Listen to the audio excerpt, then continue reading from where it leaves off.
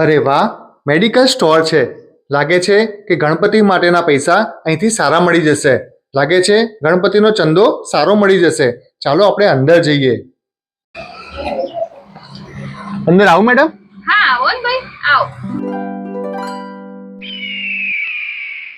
બેસો બેસો ભાઈ, બેસો. બોલો મેડમ, શું લખાવશો? લખાવામાં તો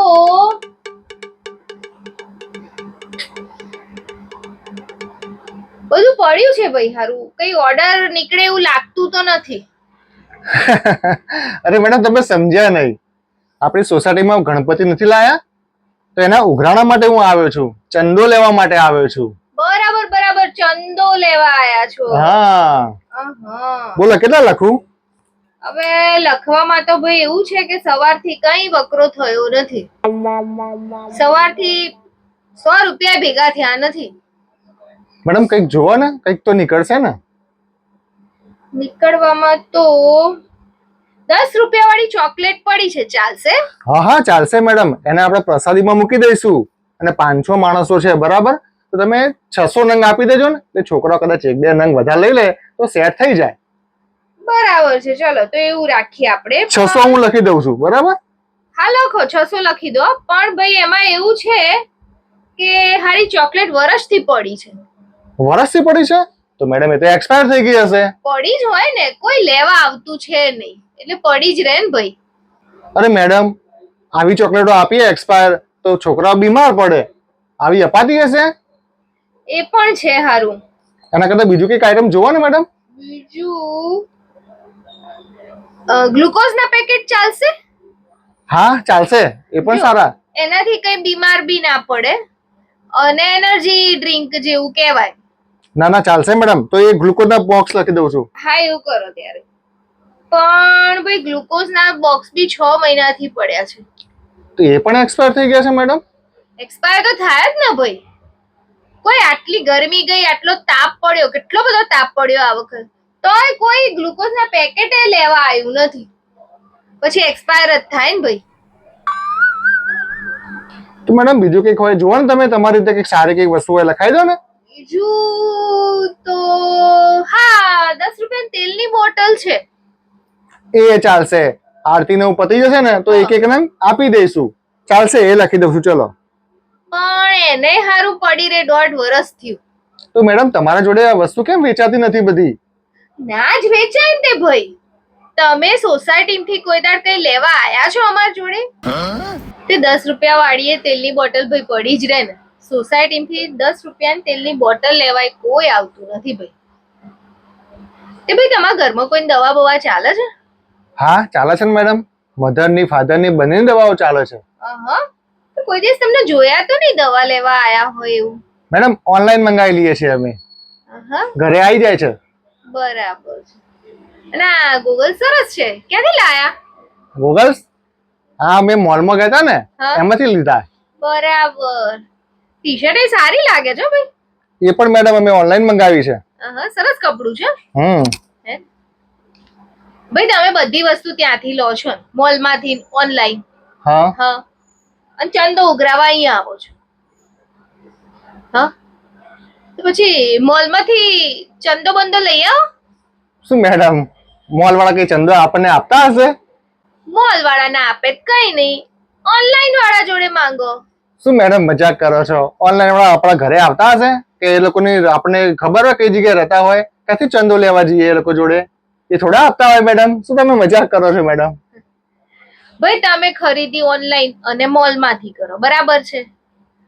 આ બધી અમારી આ દુકાનો તમારી સોસાયટી નાકે કેટલી બધી દુકાન છે કોમ્પ્લેક્સમાં. આપણે કરિયાણા વાળાની છે, શાકભાજી વાળાની છે, આપણો આ મેડિકલ છે, પછી ડેરી પાર્લર છે. એકેય દુકાનમાં તમે કઈ વસ્તુ લેવા ગયા કોઈ દિવસ? ના મેડમ, અમે તો ઓનલાઈન અને મોલ માંથી બધી વસ્તુ લઈએ છીએ. અમે આ બધો માલ છે ને, તમે આજુબાજુ જે સોસાયટીઓ હોય એના ભરોસે આટલો બધો માલ ભરતા હોઈએ. સાચી વાત મેડમ, એ તો વાત સાચી છે. અને તમે કોઈ દિવસ અહીં વસ્તુ લેવાય આવો નહીં, બરાબર? તો પછી આ બધો માલ અમારે એક્સપાયર જ થાય ને ભાઈ. હા મેડમ. અને ભાઈ અમાર મેડિકલમાં કેવું એક્સપાયરી રિટર્ન આપીએ ને તો થોડું ઘણું કપાઈને થોડા પૈસા તો અમને મળે. બીજી બધી અહીંયા જે દુકાનો છે બધી અમુક ફૂડ પ્રોડક્ટ્સ હોય એ બધી તો કશું રિટર્ન મળે નહીં ભાઈ. તમને તો બહુ નુકસાન થાય હા બધાને. ભાઈ કેટલું બધું નુકસાન થાય એમને. સાચી વાત છે. બોલો. ખરેખર મેડમ, આપણા જે આજુબાજુ વાળા જેટલા બી જે શોપ વાળા છે, કરિયાણા વાળા હોય કે ડેરી પાર્લર હોય કે મેડિકલ સ્ટોર હોય, તો ખરેખર ત્યાંથી વસ્તુ લઈએ તો એ લોકોને બી થોડો 2 પૈસા કમાણી થાય. અમે કઈક 2 પૈસા કમાઈએ ને ભાઈ, અને અમે 2 પૈસા જો કમાઈશું તો અમે સારો એવો ચંદો લખાઈ શકીશું. એ વાત સાચી કે અમે બધા જે સોસાયટી વાળા જે છે આજુબાજુની દુકાનોમાંથી કંઈક વસ્તુ લઈશું તો એ 2 પૈસા કમાશે, અને જે કમાશે એમાંથી જ આપણી સોસાયટીમાં કંઈક નાના મોટા પ્રસંગો છે, હોળી છે, ગણપતિ છે, નવરાત્રી છે, આવી કંઈક વસ્તુ હશે તો એમાં એ લોકો ચંદો પણ લખાવશે. હા ચોક્કસ લખાઈએ ને ભાઈ. તો ખરેખર તમારી મેડમ વાત સાચી છે કે ખરેખર આ જે આપણે ઓનલાઈન જે મોલમાંથી જે આપણે વસ્તુઓ લાવીએ છીએ એના કરતા આપણે આજુબાજુ વાળા જે સોસાયટીની આજુબાજુ નાકામાં જે આપણે દુકાનો હોય છે એમાંથી જો ખરીદી કરવાનું ચાલુ કરી દઈએ તો ખરેખર બંને લોકોને ફાયદો છે. અમાર જેવા નાના વેપારીઓ કમાય થોડું, એ પણ ઘર લઈને બેઠા છે તો એમનું પણ ઘર ચાલશે અને સોસાયટી વાળાને પણ કંઈક ના કંઈક વસ્તુ હેલ્પ થઈ જશે. અરે હા મેડમ, અઠવાડિયા પહેલા મારી મમ્મી ઘરેથી નીકળતી હતી સબ્જી લેવા માટે, તો એને રિક્ષાવાળાએ ઠોકી દીધી તો એ પડી ગયા, એમને પગે લોહી આવતું હતું અને વાગી ગયું. ત્યારે તમારા મેડિકલ વાળા ભાઈએ જ એમને લઈને હોસ્પિટલ પહોંચાડ્યા હતા. તો ખરેખર આપણા આજુબાજુ વાળા જે છે, જે દુકાનો વાળા છે એ જ પહેલા સપોર્ટ કરશે, નહીં કે આપણા સંબંધી કે ઓનલાઈન વાળા આવશે. અને તમને રાત્રે કદાચ અડધી રાતે કઈક દવાની જરૂર પડી કે કરિયાણામાં કઈક વસ્તુની જરૂર પડી, અરે છોકરાને સ્ટેશનરીની કઈક જરૂર પડી તો કે એ લોકો આપવા આવશે? ના, એ તો નહીં આવે. અડધી રાતે ઓનલાઈન વાળા આપવા આવશે તમને ભાઈ? ના, એ પણ નહીં આવે. તો પછી અને તમને કામ તો અમે જ આવીશું ને. હા, અમાર જેવા નાના વેપારીઓ જ તમારા કામમાં આવીશું. વાત સાચી છે. તો પછી ભાઈ, અને કેવું ભાઈ કે તમારા જોડે પૈસા ના હોય અને અચાનક કઈક વસ્તુ તમે લેવા ગયા, બરાબર, તો આપણા બધા વેપારીઓ હશે આપણા આર્યા, એ બધા તમને એમની પૈસા બાકી રાખીને તમને વસ્તુ આપશે, એમ ઉધારમાં વસ્તુ આપશે. સાચી વાત છે. ઓનલાઈન વાળા કઈ આપશે તમને ઉધારમાં? ઓનલાઈન વાળા ક્યાં આપવાના કોઈ દિવસ ઉધાર? અને પેમેન્ટ એ તમે કદાચ અઠવાડિયે 10 દિવસે 15 દિવસે આપશો ને તો એ લોકો ચલવી લેશે. સાચી વાત છે.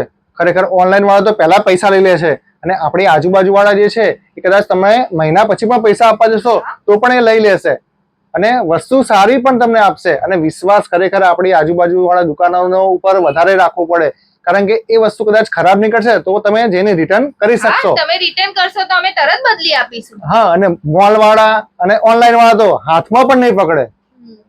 સાચી વાત મેડમ, તમારી જે આ વસ્તુ તમે સાંભળી તમારા જોડેથી ખરેખર મને આંખો ખુલી ગઈ છે. આજથી હવે આ ઓનલાઈન અને જે પ્રોડક્ટ જે દવાઓ પણ લઉં છું એ બધું હું આજથી બંધ, અને મોલમાં પણ જે વસ્તુ લઈએ છીએ થોડી ઘણી લઈશું, પણ બાકીની બધી વસ્તુ જે આજુબાજુ વાળા જે છે આપણે દુકાનો જે સોસાયટીના ત્યાંથી અમે પરચેસ કરવાનું ચાલુ કરીશું. અને બધા મારા જેટલા બી ફ્રેન્ડ છે એ બધાને હું આ વિડીયોને શેર કરીશ અને બધાને જણાવીશ કે ઓનલાઈન અને મોલમાંથી જે વસ્તુ આપણે લઈએ છીએ એના કરતા આપણા આજુબાજુ વાળા જેટલા ભાઈઓ છે વેપાર કરે છે એમને હું હેલ્પફુલ થઈશ અને એમની જોડેથી વસ્તુ હું ખરીદી કરીશ. અને ભાઈ વાંધો નહીં, ચંદો લખી દો આપણો 1001 તો લખી જ દો.